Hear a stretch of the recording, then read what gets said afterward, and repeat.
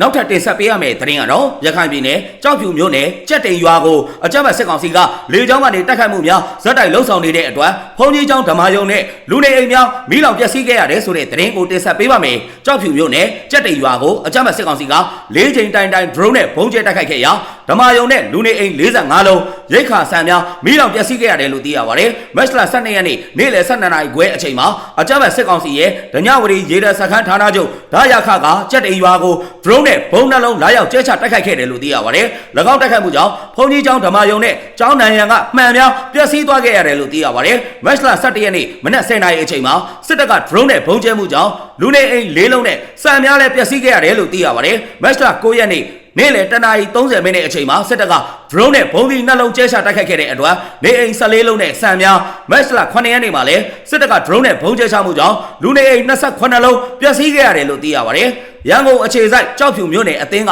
အဖွဲ့ဝင်တအုပ်ကိုကြောက်ဖြူအခြေအနေနဲ့ပတ်သက်ပြီးတော့ဆက်သွယ်စုံစမ်းမေးမြန်းကြည့်ရမှာမြို့နယ်အတွင်းတိုက်ပွဲများပြင်းထန်စွာဖြစ်ပွားနေတယ်လို့ပြန်လည်ပြောဆိုထားပါတယ်။ဒါပေမဲ့ကြောက်ဖြူကစစ်ဘေးရှောင်ပြည်သူများဟာဖုန်းလိုင်းနဲ့အင်တာနက်လိုင်းများသုံးလို့မရတော့ဘဲရန်ကုန်ရောက်ကြောက်ဖြူဒေသခံများနဲ့အဆက်အသွယ်များပြတ်တောက်နေတယ်လို့ပြောပြထားပါတယ်။အင်တာနက်နဲ့ဖုန်းလိုင်းတွေကမရတာများတယ်။တိုက်ပွဲတွေကတော့ကြောက်ဖြူထဲမှာတောက်လျှောက်ကိုဖြစ်နေတော့ပြည်သူတွေမှာအကူအညီကလိုအပ်နေပါတယ်ကျွန်တော်တို့လည်းသွားပြီးတော့မကူညီနိုင်ဘူးသွားလို့လည်းမရဘူးလေအဆက်အသွယ်တော့မရဘူးဖြစ်နေတယ်လို့ရန်ကုန်အခြေစိုက်ကြောက်ဖြူမြို့နယ်အသင်းကအဖွဲ့ဝင်တဦးကပြန်လည်ပြောပြထားကြောင်းသတင်းရရှိပါတယ်ခင်ဗျာ